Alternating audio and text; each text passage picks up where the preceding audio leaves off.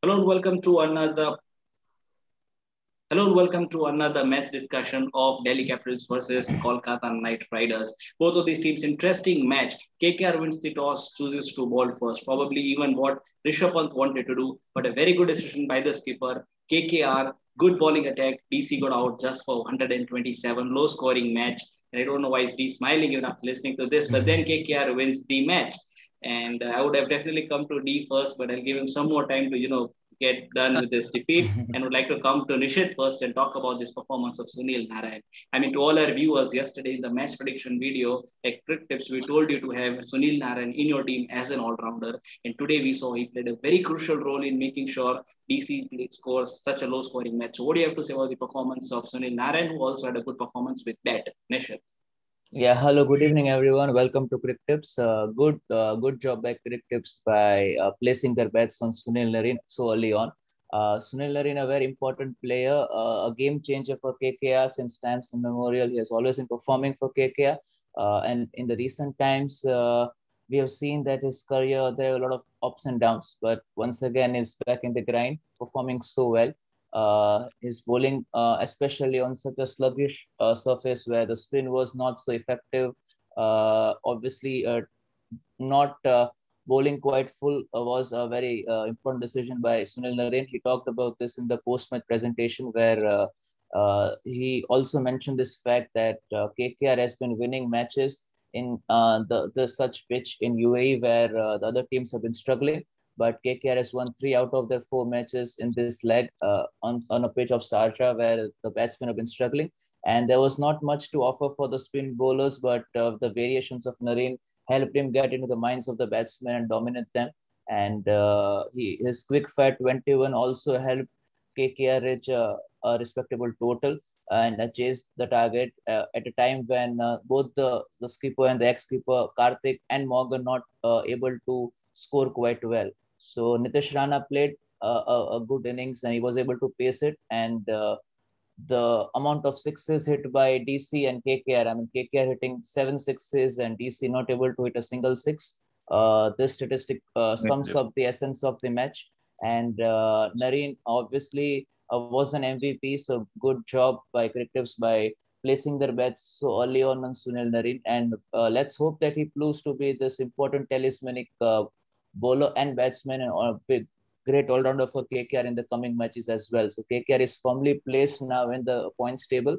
DC obviously a rare loss for them on the second spot in the points table, but still they will have to start huddling up and because the important matches are coming up, so they will have to start recalculating their performances in the matches to come. Very true. So this is the beauty Yeah, of IPL. just I mean, one point points that I table. have to add for Narayan is that 4.23 was his economy in the recent CPL 2021, and people speak about his diminishing batting prowess, and even today we see the match in the DC watch party. So when he came, I predicted that maybe that's what Pant is gonna do, not bringing Nokia or Rabada and just try and bounce him out, because it is something that we have seen Narayan struggle with. But I guess DC missed the trick by, it was a slow surface, the bounce wouldn't have come in a uncomfortable height, and that 20 run over, I guess that Narayan scored of 2 6s 1 4 really proved the difference at the end. So Narayan played a big role. Yeah, nice. Yeah, that's good sportsman spirit, Day, because the next question was definitely for you. I mean, given the Huh. fact that the betting lineup would have completely, if I might not use the word collapse for Delhi Capitals, and DC looks in super form. People are hopeful that they might pick this year's IPL trophy, but then such a defeat at such a crucial time. How do you look at it? What are the key learnings for Delhi Capitals from this match? Yeah, honestly, it's good to have an eye opener in the end stages of a group stage rather than having it at the playoff or a final and then crashing out of it. In the last match press conference, Ricky Ponting spoke about his team making sure to peak at the right moment. And IPL is a long tournament. It's a 14-match tournament. We in the past we have seen players, teams getting into form, going out of form, and then coming back into form again.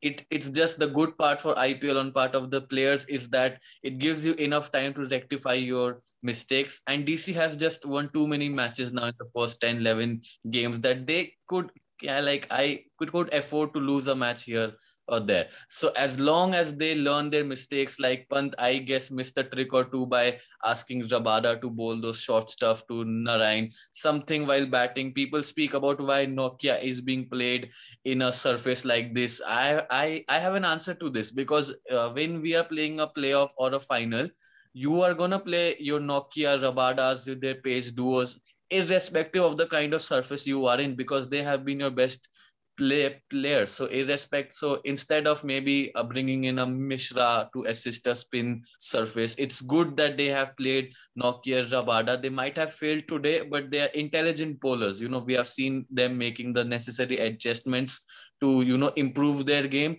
and this game might not have ended up with the result that DC would have liked, but as long as they learn what can they do better with the mastermind that Ponting is in their dressing room, it's good. It just avoids having complacency in the side and just proves that Delhi Capitals are human after all.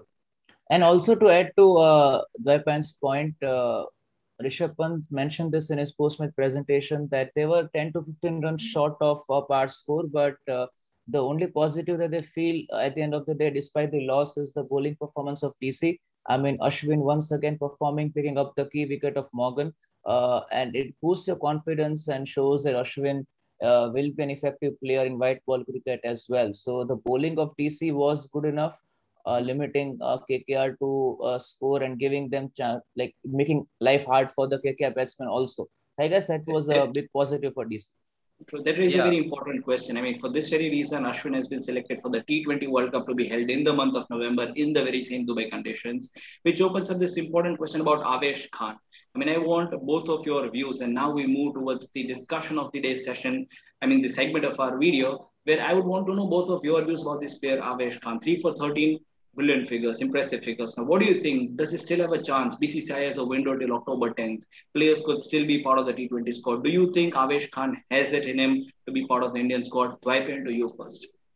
Yeah, even as a DC fan, I'm not being extremely carried away by what Avesh Khan has done in this season. I understand appearing for Indian side is a big task, but because we have seen only 3 pacers in the World Cup squad of 15, if the BCCI, if the management is looking for a fourth pacer slot till the time the 10th October comes, Avesh Khan definitely is one of the front running roles in that for that spot, because it's not only about the wickets he's got, it's about the wickets that he's got in different stages of the innings and in different kinds of surfaces. We have seen in fast surfaces of Mumbai, of Chennai, now in UAE. He's got that express pace. He nails down the Yorkers. He's got the change of variations.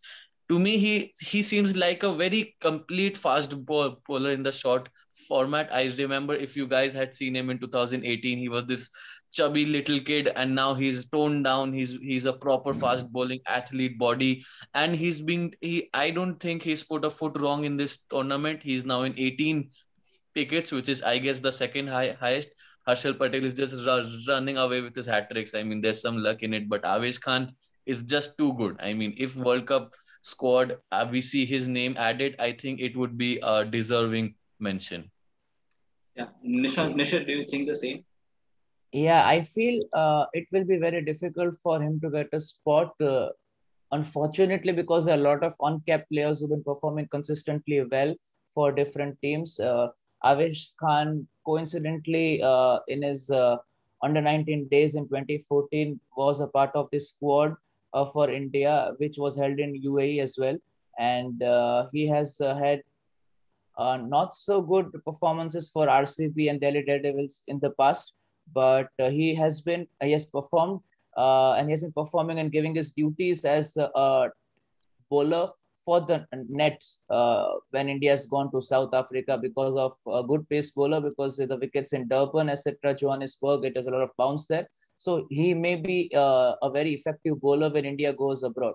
But now when the World Cup is so early on, when we have batsmen like Ruturaj Gaikwad performing, then we have Harshal Patel, and we have different players, uncapped players who are performing so well. I mean, Harshal Patel reaching the magical figures of 23 wickets, equaling the record of Yuzvendra Chahal of the highest wickets by an uncapped player. I mean, these statistics and Venkatesh Iyer also being phenomenally well, performing once again. I mean, these performances by various uncapped players, they tend to take away a lot from other performances as well. So solitary performances like this have their merit, but then at the end of the day, they tend to be overshadowed by consistent performance across the series. So obviously, it will be a tough job for the BCCI to finalize and take some uncapped players, but they will have to keep in mind the condition of UAE and when the World Cup will be happening. So let's hope that at the end the decisions are taken for the benefit of India.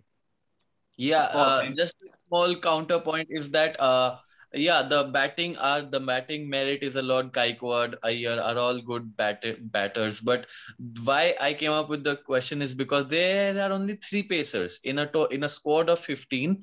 Definitely, BCCI would want one more pacer because pacers, the history of the game shows that they tend to get injury prone and all. So just in case they want a fourth pacer, I mean there might be other names, even Harshal Patel maybe. But Avesh Khan, yes, to me, I've seen his rise. Yeah, you could say that in his under 19 days he struggled and all. But all the people who have been selected for the World Cup are because what they did recently in the last 1 year, 12 months, 18 months. So, but yeah, fair point. Yeah. Yeah, so I found pretty much convincing points from both of you. When I heard D, I was like, no, Avesh has this thing in him. And then Nishit also brought up some interesting facts from under 19 and even his days with Delhi Daredevils. So completely agree to both points. And I think, ladies and gentlemen, this is what I love about this post-match discussion. Say, because Swaipe, Nishit, Chai, Nishant, all of these guys really bring to this table, different aspects, different perspectives, which really make such discussions very interesting. So that was the post-match analysis discussion between Delhi Capitals and Kolkata Knight Riders. Today were two matches, and the second discussion is going to happen in a few minutes. Stay with us. It was going to be about Mumbai Indians versus Punjab Kings. I believe there will be many talking points over there.